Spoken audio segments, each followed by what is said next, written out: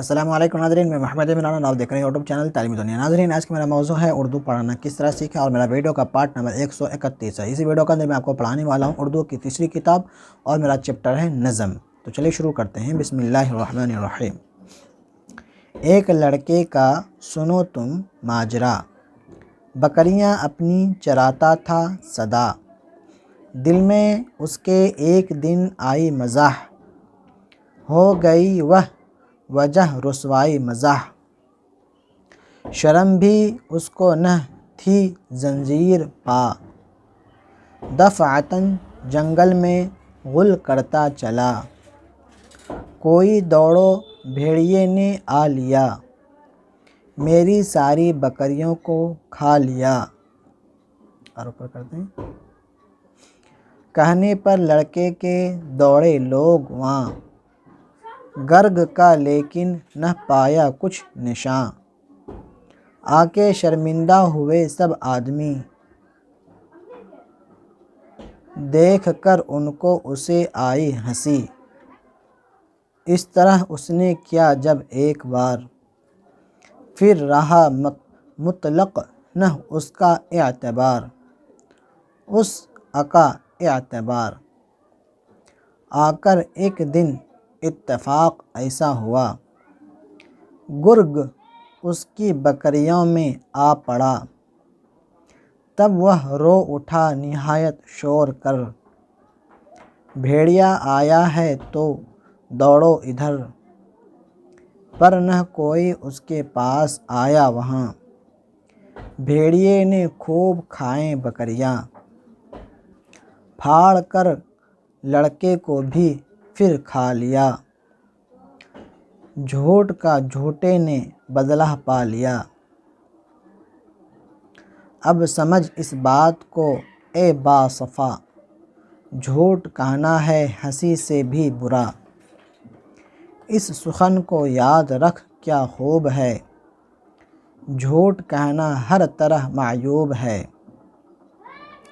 ان باتوں سے جھوٹ کی برائی تو تمہارے ذہن سین ہو گئی ہوگی، لیکن ہم تمہیں یہ بھی بتاتے ہیں کہ جو آدمی جھوٹ بولنا چھوڑ دیتا ہے وہ سارے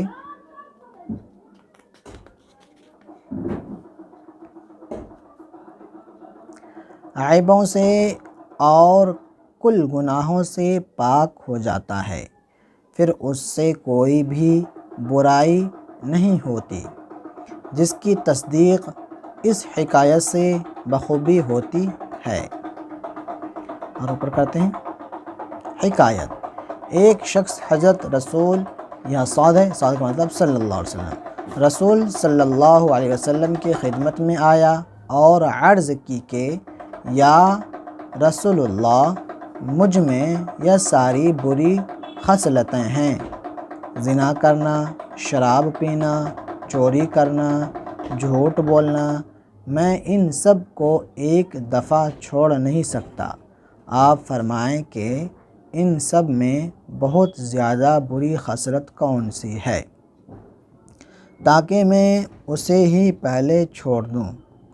حضرت صلی اللہ علیہ وسلم نے ارشاد کیا، جھوٹ بولنا چھوڑ دے۔ اس نے اسے بہت آسان سمجھا، اسی وقت جھوٹ بولنے سے توبہ کر لی۔ جب رات ہوئی چاہا کہ شراب پیے اور زنا کرے، لیکن اس کے دل میں خیال آیا کہ صبح حضرت نبی کریم صلی اللہ علیہ وسلم کی خدمت میں حاضر ہوں گا، اگر آپ مجھ سے دریافت فرمائیں گے کہ آج رات کیا کیا، تو کیا جواب دوں گا؟ جھوٹ بول نہیں سکتا، سچ کہوں گا تو لوگوں میں رسوا ہوں گا اور سزا بھی پاؤں گا۔ یہ سوچ کر ان دونوں گناہوں سے بھی باز آیا۔ جب رات بہت آئی اور لوگ سو چکے تھے تو اس نے چوری کرنے کا ارادہ کیا۔